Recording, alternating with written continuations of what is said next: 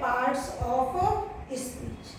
Parts of speech न केवल 9th class के लिए और 10th क्लास के लिए बल्कि कंपटीशन के लिए भी बहुत इम्पोर्टेंट है। देखने में तो लगता है कि पार्ट्स ऑफ स्पीच में क्या है, नाउन प्रोनाउन ये सब आती हैं, लेकिन ये बहुत ही इम्पोर्टेंट टॉपिक है। जरा ध्यान से देखना कि पार्ट्स ऑफ स्पीच क्या होता है और पार्ट्स ऑफ स्पीच किसे कहते हैं। पार्ट्स ऑफ स्पीच किसे कहते हैं? तो देखिए, जो शब्द बोलने और लिखने के लिए प्रयोग किए जाते हैं उन्हें पार्ट्स ऑफ स्पीच कहते हैं। उन्हें क्या कहते हैं? Parts of speech. जो शब्द बोलने और लिखने के लिए प्रयोग किए जाते हैं उन्हें पार्ट्स ऑफ स्पीच कहते हैं। अब ये पार्ट्स ऑफ स्पीच कितने प्रकार के होते हैं? तो बच्चों ये 8 प्रकार के होते हैं। कितने होते हैं? 8। पहला क्या है? नाउन।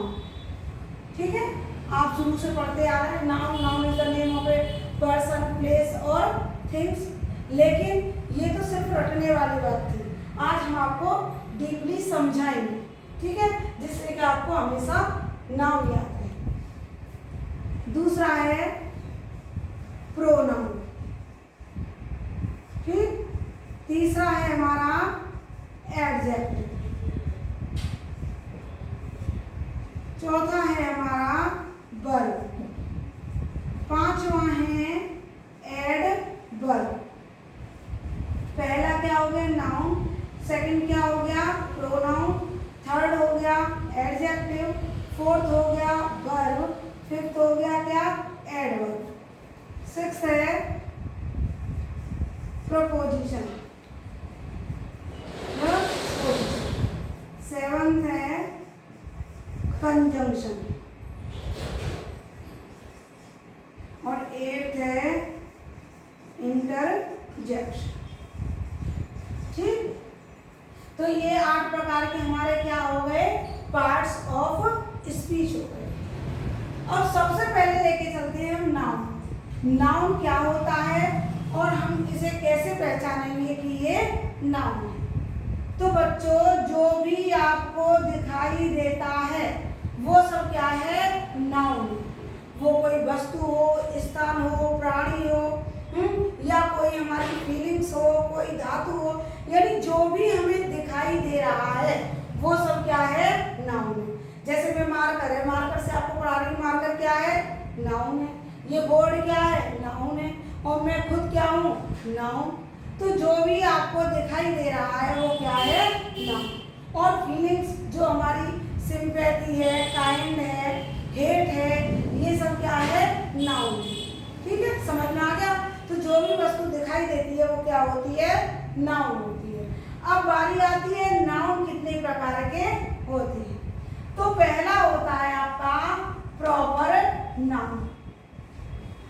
अब देखिए बच्चों, प्रॉपर नाउन में क्या आता है?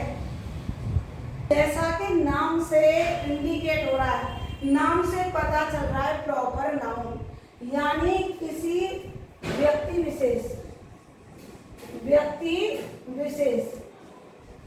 वस्तु विशेष का जो नाम होता है उसे क्या कहते हैं? उसे प्रॉपर नाउन कहते हैं।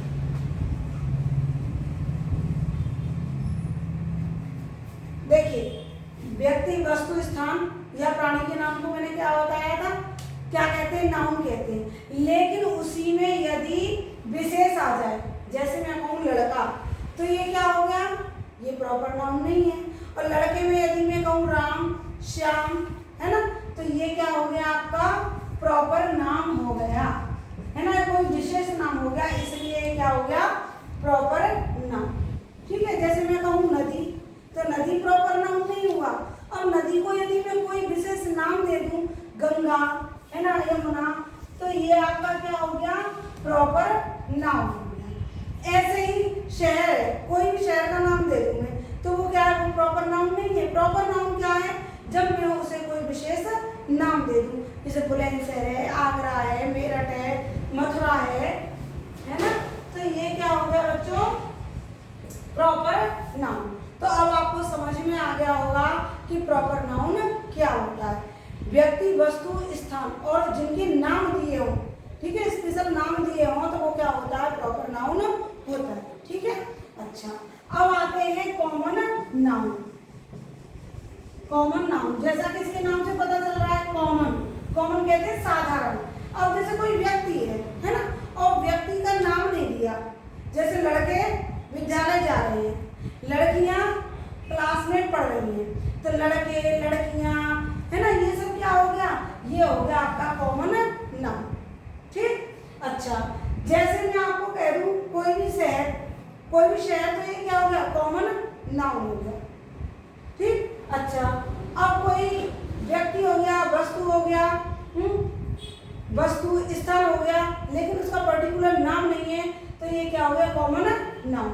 जैसे लेते हैं बॉयज, है ना, गर्ल्स, मैन, etc, ये क्या हो गए, कॉमन नाउन। ठीक, अब इन दोनों में आपको अंतर समझ में आ गया होगा। ठीक, थर्ड आता है हमारा मैटेरियल नाउन। कौन सा नाउन होता है, मैटेरियल नाउन। अब बच्चों मैटेरियल जैसा कि नाम से ही पता चल रहा है, मैटेरियल नाउन पदार्थवाचक संज्ञा। इनसे क्या है, किसी भी पदार्थ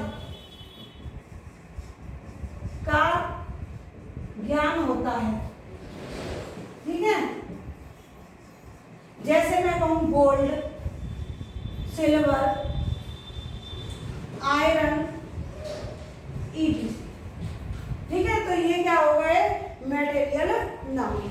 या ये समझिए आप सरल भाषा में, जिनसे कोई दूसरी चीज बनाई जाती है वो क्या होता है, मैटेरियल नाउन होता है। जैसे अंगूठी है, ठीक, किससे बनाई गई है, ये बनाई गई है सोने की धातु से, गोल्ड से, तो ये क्या हो गया, मैटेरियल नाउन हो गया।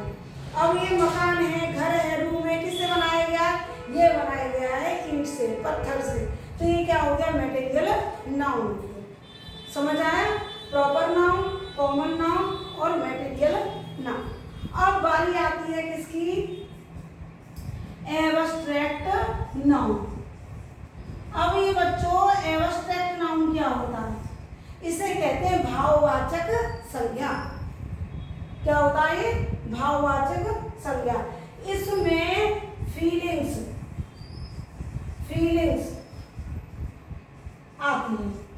फीलिंग्स में क्या हो गया, आपका काइंड है, दया, सिंपैथी